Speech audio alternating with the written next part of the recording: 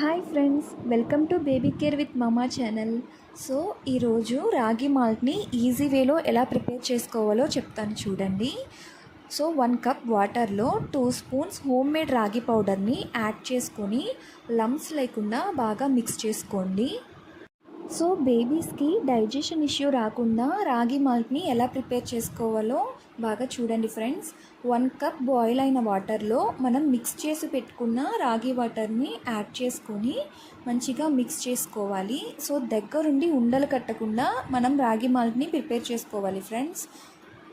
రాగి మాల్ట్ అనేది బేబీస్కి rich in nutrition and bone హెల్త్కి కూడా చాలా హెల్ప్ అవుతుంది. నేను ఇప్పుడు ఒక డేట్ని యాడ్ చేసుకుంటున్నాను.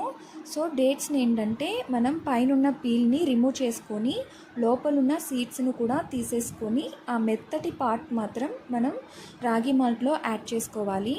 సో డేట్స్ ఏంటంటే బేబీస్కి కాన్స్టిట్యూషన్ ఇష్యూ రాకుండా చూసుకుంటుంది అండ్ అలానే మనకి ఐరన్ రిచ్ కూడా. సో 1 డేట్ని ఖచ్చితంగా యాడ్ చేసుకోండి. ఆ స్వీట్నెస్కి బేబీస్ ఇష్టంగా తింటారు.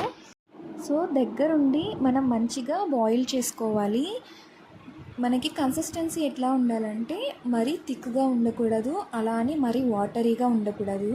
రాగి అంబలి అంటారు కదా, ఆ కన్సిస్టెన్సీకి వచ్చాక మనం స్టవ్ ఆఫ్ చేసుకోవాలి.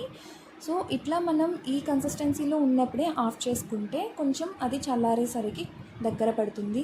సో ఒకసారి ఈ విధంగా ట్రై చేసి బేబీస్కి పెట్టండి ఫ్రెండ్స్, వాళ్ళ బోన్ హెల్త్కి చాలా హెల్ప్ అవుతుంది.